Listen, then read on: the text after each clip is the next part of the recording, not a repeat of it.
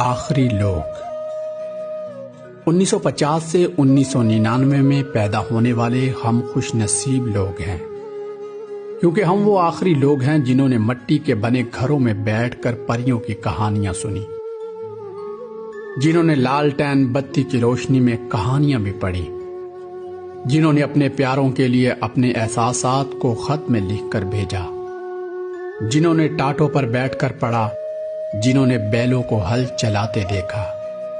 یقیناً ہم وہ آخری لوگ ہیں جنہوں نے تختی لکھنے کے لیے سیاہی گاڑی کی، جنہوں نے اسکول کی گھنٹی کو بجانے کو اعزاز سمجھا، جنہوں نے رشتوں کی اصل مٹھاس دیکھی۔ ہمارے جیسا تو کوئی بھی نہیں، اور وہ ہم آخری لوگ ہیں۔ اور اب موبائل سے موبائل تک کے سفر میں ہم قدیم سے جدید ہو گئے، لباس سے کھانے تک ہر چیز بدل گئی۔ گھروں میں بننے والی لسی اب ریڈیو پر آ گئی ہے۔ جن گھروں کے دروازے رات 8 بجے کے بعد بند ہو جایا کرتے تھے، وہ اب رات 11 بجے کے بعد کھلے رہتے ہیں، اور پوری فیملی ڈنر کھا کر رات 1 بجے واپس پہنچتی ہے۔ پورے دن کے لیے واٹر کولر میں 10 روپے کی برف ڈالنے کی اب ضرورت نہیں رہی، کیونکہ اب ہر گھر میں فریزر موجود ہے۔ اب تندور پر روٹیاں لگوانے کے لیے پیڑے گھر سے نہیں بنا کر بھیجے جاتے۔ اب لنڈے کی پرانی پینٹ سے بچوں کے بستے نہیں سلتے۔ مارکیٹ میں ایک سے ایک ڈیزائن والا بیگ دستیاب ہے۔ بچے اب ماں باپ کو امی ابو سے زیادہ یار کہہ کر مخاطب کرتے ہیں۔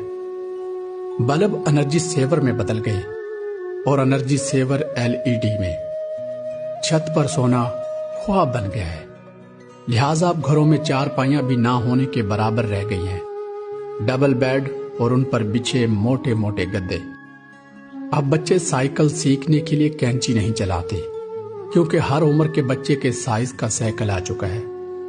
جن سڑکوں پر تانگے دھول اڑاتے تھے، وہاں اب گاڑیاں دھواں اڑاتی ہیں۔ کیا زمانہ تھا جب گھروں کے دروازے سارا دن کھلے رہتے تھے، بس آگے ایک بڑی سی چادر کا پردہ لٹکا ہوا ہوتا تھا۔ اب تو دن کے وقت بھی بیل ہو تو پہلے CCTV کیمرے میں دیکھنا پڑتا ہے۔ شہر سے باہر کال ملانا ہوتی تھی تو لینڈ لائن فون پر پہلے کال بک کروانا پڑتی تھی، اور پھر مستقل وہیں موجود رہنا پڑتا تھا۔ سعودیہ وغیرہ سے کوئی عزیز پاکستانی آتا تھا تو گفٹ کے طور پر خاندان کے بچوں کے لیے کھلونے ضرور لے کر آتا تھا۔ پہلے مائیں خود بچوں کے کپڑے سیتی تھی، بازار سے اون کے گولے منگوا کر سارا دن جرسیاں بنتی تھی۔ اب نہیں، بالکل نہیں۔ ایک سے ایک جرسی بازار میں موجود ہے، سستی بھی اور مہنگی بھی۔ پہلے کسی کو استاد بنایا جاتا تھا، اب استاد مانا جاتا ہے۔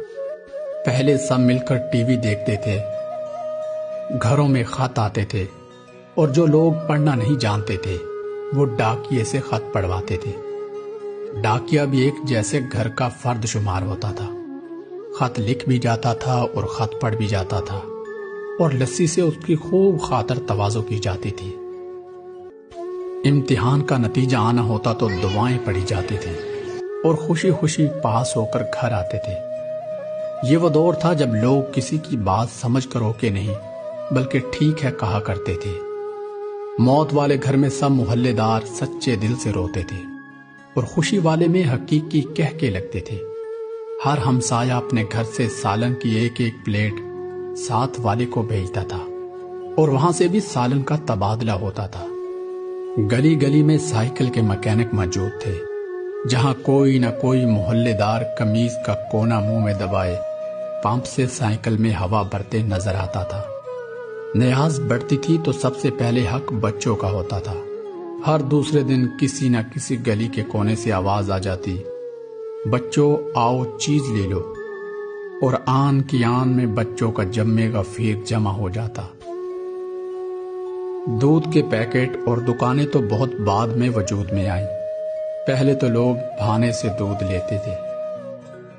گفتگو ہی گفتگو تھی، باتیں ہی باتیں تھی، ہر کسی کے پاس وقت تھا۔